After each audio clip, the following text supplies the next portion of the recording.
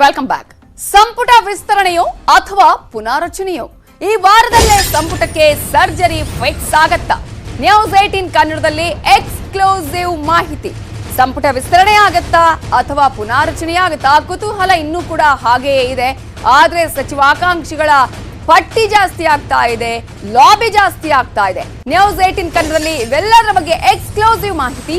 ಇವತ್ತು ದೆಹಲಿಗೆ ತೆರಳುತ್ತಾ ಇದ್ದಾರೆ ಸಿಎಂ ಬಸವರಾಜ ಬೊಮ್ಮಾಯಿ ಅವರು. ಸಂಪುಟ ಲಿಸ್ಟ್ ಜೊತೆಗೇನೆ ದೆಹಲಿಗೆ ಸಿಎಂ ಬಸವರಾಜ ಬೊಮ್ಮಾಯಿ ಅವರು ತೆರಳುತ್ತಿದ್ದಾರೆ ಅಂತ ಹೇಳಲಾಗಿದೆ.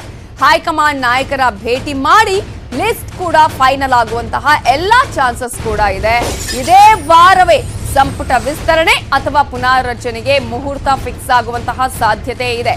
ಆದ್ರೆ ಈಗಿರುವಂತಹ ಕುತೂಹಲ, ಸಂಪುಟಕ್ಕೆ ಯಾರಿನ್ನಾಗ್ತಾರೆ, ಯಾರು ಔಟ್ ಆಗ್ತಾರೆ? ನ್ಯೂಸ್ 18 ನಲ್ಲಿ ಸಂಪುಟ ವಿಚಾರದ ಎಕ್ಸ್ಕ್ಲೂಸಿವ್ ಸ್ಟೋರಿ.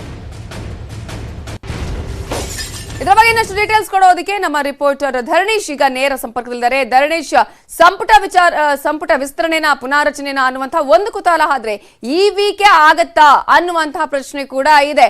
ಇದಕ್ಕೆ ಈಗಾಗಲೇ ಏನಾದ್ರೂ ಮುಹೂರ್ತ ಫಿಕ್ಸ್ ಆಗುವಂತಹ ಚಾನ್ಸಸ್ ಇದೆಯಾ? ಈ ಸಲ ಫೈನಲ್ ಆಗುವಂತಹ ಚಾನ್ಸಸ್ ಎಷ್ಟರ ಮಟ್ಟಿಗೆ ಕಂಡು ಬರ್ತಾ ಇದೆ?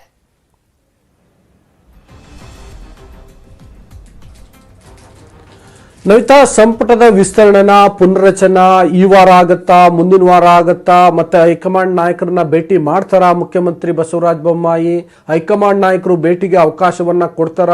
ಅವಕಾಶವನ್ನ ಕೊಟ್ಟರು ಕೂಡ ಯಾವ ಪ್ರಮಾಣದಲ್ಲಿ ಸಚಿವ ಸಂಪುಟದ ಪುನರ್ರಚನೆಗೆ ಅವಕಾಶವನ್ನ ಮಾಡಿಕೊಡ್ತಾರೆ? ಬಹಳ ದೊಡ್ಡ ಮಟ್ಟದಲ್ಲಿ ಆಗತ್ತಾ ಅಥವಾ ಕೇವಲ ಒಂದು 3-4 ಮಾತ್ರ ಚೇಂಜ್ ಮಾಡಲಿಕ್ಕೆ ಹೇಳ್ತಾರಾ ಅನ್ನುವಂತಹ ಬಹಳಷ್ಟು ಪ್ರಶ್ನೆಗಳು ಇದಾವೆ.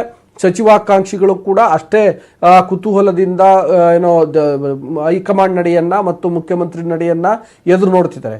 ಪ್ರತಿ ಸಲ ಮುಖ್ಯಮಂತ್ರಿ ಬಸವರಾಜ ಬೊಮ್ಮಾಯಿ ದೆಹಲಿಗೆ ಬಂದಾಗ್ಲೂ ಈ ತರದ ಕಸರತ್ತು ಆಗ್ತಾನೆ ಇರುತ್ತೆ, ಚರ್ಚೆಗಳು ನಡೀತಾನೆ ಇರುತ್ತೆ. ಕಸರತ್ತು ಅಂತ ನಾನು ಏನಕ್ಕೆ ಕೇಳಿದೆ ಅಂತಂದ್ರೆ, ಅವರು ಹೈಕಮಾಂಡ್ ನಾಯಕರನ್ನ ಭೇಟಿ ಮಾಡಲಿಕ್ಕೆ ಪ್ರಯತ್ನವನ್ನ ಪಡ್ತಿರ್ತಾರೆ. ಗೃಹ ಸಚಿವ ಅಮಿತ್ ಶಾ ಅವರನ್ನ, ಬಿಜೆಪಿಯ ರಾಷ್ಟ್ರೀಯ ಅಧ್ಯಕ್ಷ JP ನಡ್ಡಾ ಅವರನ್ನ ಭೇಟಿ ಮಾಡಲಿಕ್ಕೆ ಮತ್ತು ಸಂಪುಟದ ಪುನರಚನೆ ಬಗ್ಗೆ ಚರ್ಚೆ ಮಾಡಲಿಕ್ಕೆ ಪ್ರಯತ್ನ ಮಾಡ್ತಾನೆ ಇರ್ತಾರೆ. ಆದರೆ ಅದು ಆಗ್ತಿಲ್ಲ. ಸೊ ಪ್ರತಿ ಸಲ ಬಸವರಾಜ ಬೊಮ್ಮಾಯಿ ಅವರು ಬಂದ ಪುಟ್ಟ ಹೋದ ಪುಟ್ಟ ಅನ್ನೋ ರೀತಿನೇ ಆಗ್ತಿರುತ್ತೆ. ಸೊ ಈ ಬಾರಿ ಆದರೂ ಆಗುತ್ತಾ ಅನ್ನುವಂಥ ಪ್ರಶ್ನೆ ಯಾಕೆ ಬಂದಿದೆ ಅಂತಂದ್ರೆ, ನಮಗೆಲ್ಲ ಗೊತ್ತು, ಮೊನ್ನೆ ಬಿಜೆಪಿಯ ರಾಷ್ಟ್ರೀಯ ಅಧ್ಯಕ್ಷ JP ನಡ್ಡಾ ಕರ್ನಾಟಕ ಪ್ರವಾಸಕ್ಕೆ ಹೋಗಿದ್ರು, ಅಮಿತ್ ಶಾ ಕರ್ನಾಟಕ ಪ್ರವಾಸವನ್ನ ಮಾಡಿದ್ರು. ಆ ಸಂದರ್ಭದಲ್ಲಿ ಅವರು ಅವ್ರದ್ದೇ ಆದ ರೀತಿಯಲ್ಲಿ ಫೀಡ್ಬ್ಯಾಕ್ ಅನ್ನ ತೆಗೆದುಕೊಂಡಿದ್ದಾರೆ.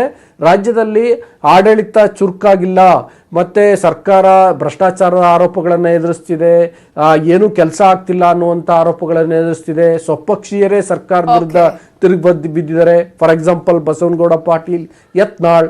ಸೊ ಈಗ ಈ ರೀತಿ ಇರೋದ್ರಿಂದ ಈ ಬಾರಿ ಆದರೂ ಹೈಕಮಾಂಡ್ ಈ ಪ್ರಕರಣವನ್ನು ಬಹಳ ಗಂಭೀರವಾಗಿ ಪರಿಗಣಿಸಿ ಗ್ರೀನ್ ಸಿಗ್ನಲ್ನ ಕೊಡಬಹುದು. ಅದೇ ಕಾರಣಕ್ಕೋಸ್ಕರ ಬಸವರಾಜ ಬೊಮ್ಮಾಯಿ ಅವರು ಇವತ್ತು ಬಿಜೆಪಿಯ ರಾಷ್ಟ್ರೀಯ ಅಧ್ಯಕ್ಷ JP ನಡ್ಡಾ ಅವರನ್ನ ಭೇಟಿ ಆಗಬಹುದು ಅಂತ ಹೇಳಲಾಗ್ತಿದೆ.